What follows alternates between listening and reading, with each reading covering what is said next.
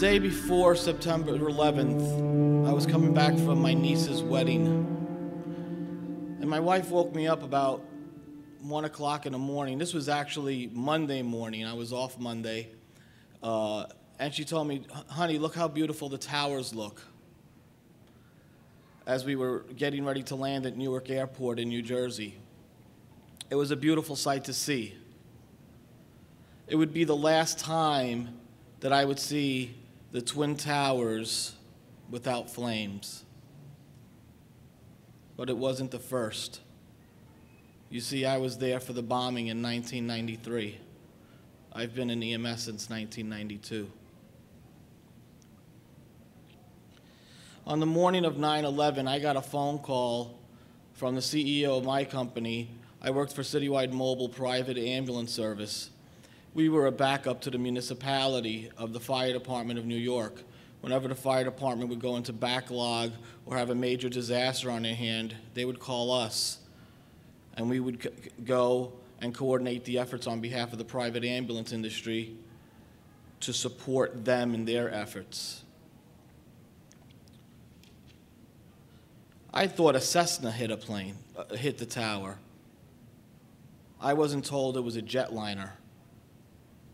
So I was going down Code 3, thinking about what we had to do. And I figured there wasn't going to be that many injured. As I was driving down south of Canal Street, I'm flying down behind a fire department ambulance, and I saw the unthinkable. Coming over the Hudson River, another jet, smashing into the South Tower at an angle.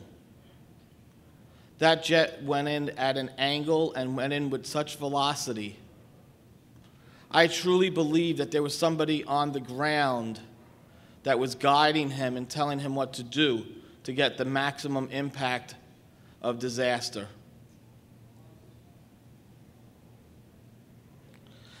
When I arrived, I immediately wanted to set up my triage center, but I couldn't. You see, there was two gentlemen that brought me this man on a flat cart. He was an elevator mechanic in the towers.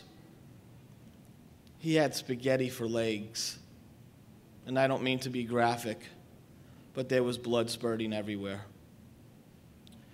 So I immediately applied tourniquets, and I rushed him to St. Vincent's Medical Center. I then rushed back to the World Trade Center site, and I started setting up my triage, and I was treating people. All of a sudden, there was a loud rumble. People were saying, "It's collapsing." And I shoot myself in the foot because I didn't bring the picture. I had taken pictures of the South Tower collapsing almost on top of me. But I was fortunate. I outran the collapse of the South Tower. After being covered in all the toxic dust, and we're going to get to the toxicity of that dust in a little bit, I returned to the newly injured, the carnage, and that blaring sound, that beeping. And I knew that that was a firefighter in distress. Didn't know what to do. My triage center had been demolished. So we did what we had to do. We started treating people. And we kept on treating them. And we kept on hearing thumps. And we thought that it was parts of the building collapsing, the parts of the North Tower collapsing. But no, somebody from ATF said, "Those are humans jumping."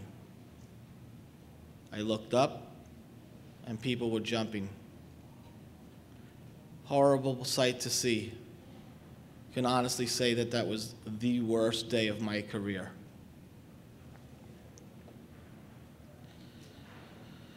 I got a call for a firefighter down. I looked around for one of my units. Fidney had no units available. It was total mayhem and carnage. So I decided to go in to the North Tower, to the mezzanine level where I was told that this firefighter was. I arrived at the mezzanine level and found the firefighter, and I started working on him. He was already in cardiac arrest.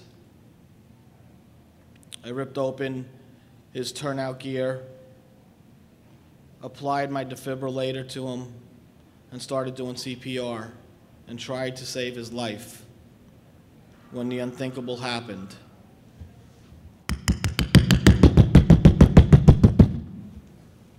But much louder. Sort of like that piece that Bobby McIlvaine dropped on the floor. Multiply that by 50. I hear people screaming and yelling, "It's coming down, run for your lives." EMS were taught self-safety first. I did not want to leave this firefighter there, but he was gone already. I wanted to bring his family closure. I ripped off his name tag and began running down the escalator as I was on the mezzanine level. I was injured. I couldn't make it to the exit. I reached into my right pocket, pulled out my rosary beads, and said, "God, I'm coming home." Somebody yelled, "Hey, Citywide, come on, it's coming down." You see, we had the names of our company on our backs. I said, "I'm injured, I can't." This gentleman, this hero, this guardian angel that I knew as, at that point, 1236,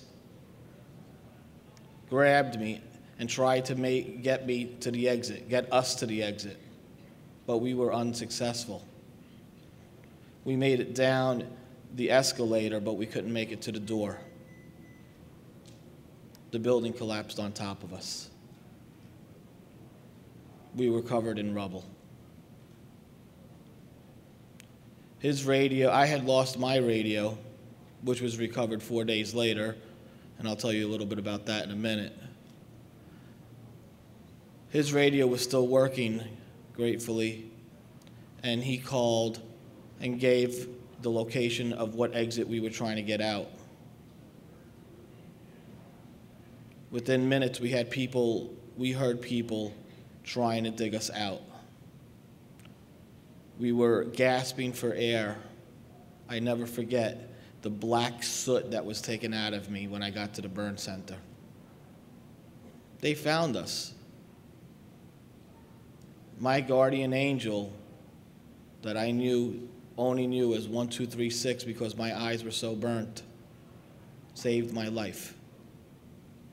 I was then rushed to Jacoby Medical Center in the Bronx, which is a burn center to level 1 trauma center. And I was treated for a serious injury to my right eye, and I was treated for 1st and 2nd degree burns. I was treated for approximately 3-4 hours in the emergency room. They had cups on my eyes, flushing my eyes with saline, trying to get the solution out. They were suctioning my nose. They were suctioning my mouth. They were suctioning my ears.